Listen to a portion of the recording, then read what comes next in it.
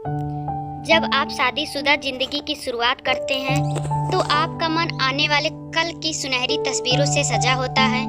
आंखों के सामने न केवल तमाम तरह के सपने होते हैं बल्कि अपने साथी के साथ उन्हें पूरा करने के नए नए अरमान भी जुड़े होते हैं। हालांकि जब आपको पता चलता है कि पति पत्नी का रिश्ता पूरी तरह से खोखला है तो आपका किसी पर भी भरोसा करना मुश्किल हो जाता है। मेरे साथ भी कुछ ऐसा ही हुआ। जिस इंसान पर मैंने सबसे ज़्यादा प्यार और विश्वास किया उसी ने ही मेरी ज़िंदगी तबाह कर दी। अखिल शुरुआत से ही शांत किस्म का इंसान था, जिससे मैं पहली बार एक कॉमेडी शो में मिली थी। हमने 4 साल तक एक दूसरे को डेट किया था और फिर परिवार वालों की मौजूदगी में शादी कर ली। मैं उसके प्यार में पूरी तरह से पागल थी। उसमें वह हर गुण था जिसकी मैं अपने पति के रूप में कल्पना की थी। हालांकि उसे सोशल मीडिया में कोई दिलचस्पी नहीं थी, ना ही उसका कोई प्रोफाइल था। शुरुआत में मेरे लिए यह एक राहत वाली बात रही। ऐसा इसलिए क्योंकि मैं नहीं चाहती थी कि वह बार बार फ़ोन पर किसी से बात करे या फिर बेवजह सोशल मीडिया में लगा रहे। 1-2 मुलाकातों के बाद वह मेरे परिवार के साथ भी बहुत आसानी से घुल मिल गया था। ऐसा इसलिए भी क्योंकि उसने बताया था कि उसके माता पिता तो हैं, लेकिन उन्होंने उसे 19 साल की उम्र में ही घर से बाहर निकाल दिया था, केवल इसलिए क्योंकि उसने अपने पिता के गैर कानूनी व्यवसाय में आने से मना कर दिया था। मेरे दिल में यह बात अंदर तक घर कर गई, जिसकी वजह से मैंने कभी भी उससे उसके घर वालों के बारे में बात नहीं की थी।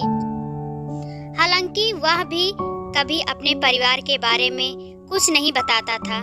मैंने भी कभी ज़्यादा जांच पड़ताल नहीं की थी, क्योंकि मैं जानती थी कि उसे अपने माता पिता के बारे में बात करने से बहुत दुख होता है।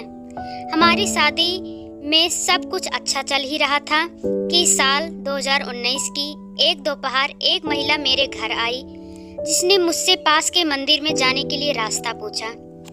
उसे देखकर मुझे ऐसा लग रहा था कि वह गांव से ताल्लुक़ रखती है। उसने मुझे बताया कि वह देवी देवताओं की बहुत पूजा करती है, जिसकी वजह से वह दूर के गांव से यहाँ आई है। मैंने उसे पानी और कुछ खाने के लिए अपने घर पर आमंत्रित किया, क्योंकि वह मुझे बहुत थकी हुई लग रही थी। हालांकि वह चुपचाप बैठी रही, लेकिन कुछ देर बाद मैंने उसके साथ मंदिरों और त्योहारों पर बात की। थोड़ी सी बातचीत के बाद वह मेरे घर से चली गई। मैंने अखिल को इस बारे में सब कुछ बताया था। वह मेरी दयालुता को प्रोत्साहित करते हुए मुस्कुरा रहा था।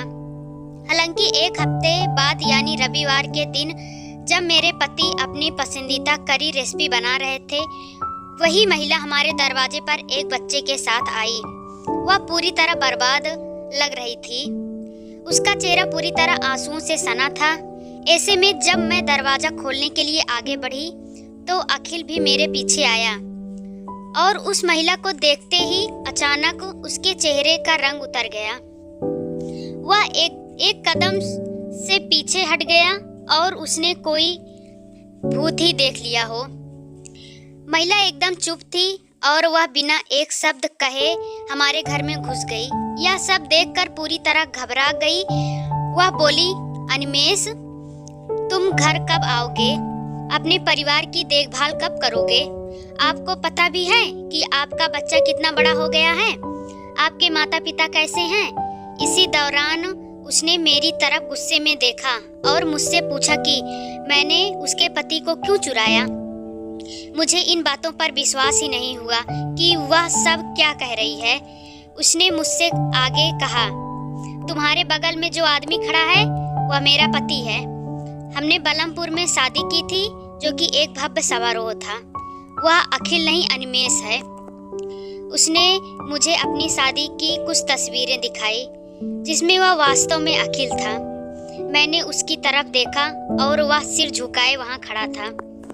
वह मेरे अलावा न केवल किसी का पति था बल्कि एक पिता भी था।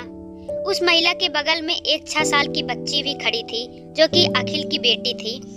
महिला ने फिर उन तस्वीरों को जमीन पर फेंक दिया और चिल्लाकर कहा, तुम्हारी माँ मर चुकी हैं, तुम्हारे पिता भी मर रहे हैं। यदि आप उनसे एक बार मिलना चाहते हैं तो अभी हमारे साथ वापस चलें, लेकिन एक शर्त पर, अगर आप फिर कभी इस महिला से ना मिलें। उस महिला द्वारा बोली गई लाइनें आज भी मेरे कानों में गूंजती हैं। मेरा पति एक धोखेबाज इंसान था। उसका एक अच्छा खासा परिवार था, जिसके बाद भी उसने मुझसे शादी की। मैंने उससे किसी भी तरह की सफाई नहीं मांगी। मैंने उससे तभी अपना घर छोड़ने के लिए कहा। हालांकि वह मेरे साथ रहना चाहता था, लेकिन मैं कभी भी ऐसे व्यक्ति के साथ नहीं रहना चाहती थी जिसने शादी वाले पवित्र रिश्ते की शुरुआत ही झूठ से की हो। अगले ही महीने मैंने अपने वकील को तलाक के कागज भेजने के लिए कहा। मैं अब उस आदमी को 1 मिनट भी बर्दाश्त नहीं कर सकती थी।